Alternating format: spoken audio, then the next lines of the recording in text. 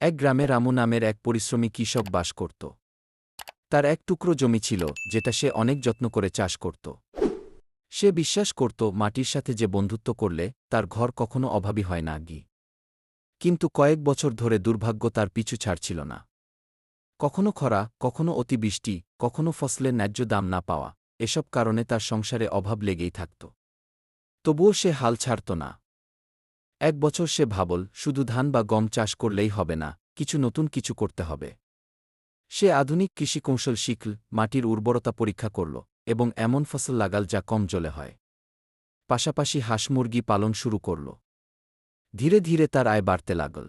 একদিন সেই কৃষক, যে একসময় ঋণে জর্জরিত ছিল, এখন স্বাবলম্বী হয়ে উঠল। সে শুধু নিজের জীবনই বদলাল না, গ্রামের অন্য কৃষকদেরও নতুন চাষাবাদের পথ দেখাল।